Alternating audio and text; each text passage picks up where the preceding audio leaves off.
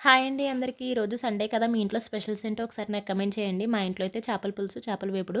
నేనైతే ఈసారి కొత్తగా ట్రై చేశానండి. చేపల పులుసు అనేది చాలా బాగా కుదిరింది. చాలా త్వరగా కూడా అయిపోయింది.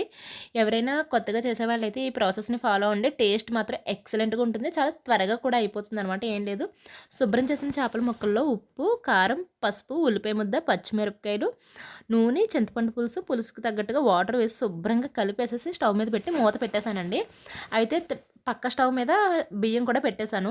వేపుడు కోసం అని చెప్పేసి ఒక గిన్నెలోకి శుభ్రం చేసిన చేపల ముక్కలను తీసుకొని అందులో అల్లం వెల్లుల్లి పేస్ట్, ఉప్పు, కారం, పసుపు, గరం మసాలా, కొంచెం ఆయిల్ వేసి శుభ్రంగా కలిపేసి వీటిని మ్యారినేట్ చేసుకొని పక్కన పెట్టేశాను.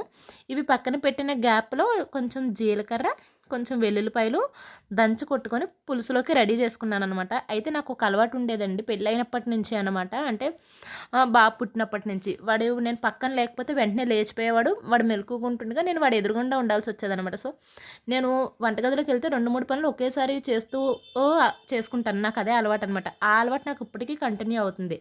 సో ఆ వెల్లుల్లిపాయ జీలకర్ర పేస్ట్ ఏదైతే ఉంటుందో అది పులుసులో వేస్తే ఈలోపు అన్నం ఉడికిపోయింది. వార్చేసి వేపుడు కోసం అని చెప్పేసి పెట్టేసి మ్యారినేట్ చేసుకున్న ముక్కల్ని వేసేసాను. దాకలో వేసేసి ఫ్రై చేసేసుకున్నానండి. ఫ్రై అయిపోయిన తర్వాత కొంచెం కొత్తిమీర, కరివేపాకు కూడా చల్లేసాననమాట. అయితే పెళ్ళికి ముందు అసలు వేడిగా ఉన్న గిన్నెను కూడా ఇలా పట్టుకునేదాన్ని కాదు. ఇప్పుడు ఏకంగా మరుగుతున్న నూనెలో నా చేపల మీద చెయ్యెట్టేయడాలు, ఒక్కొక్కసారి కొన్ని ఐటెమ్స్ అయితే డ్రై రోస్ట్ చేసేవైతే చేత్తో కూడా కలిపేస్తూ ఉంటారనమాట. అలా అలవాటైపోయింది. సో ఎవరైనా చేపల పులుసు అది కొత్తగా ట్రై చేసేవాళ్ళు క్విక్‌గా అయిపోవాలనుకుంటే మాత్రం ఈ మెథడ్ ట్రై చేయండి. చాలా చాలా బాగా వస్తుంది టేస్ట్. చాలా క్విక్‌గా కూడా అయిపోతుంది. ఓకేనా?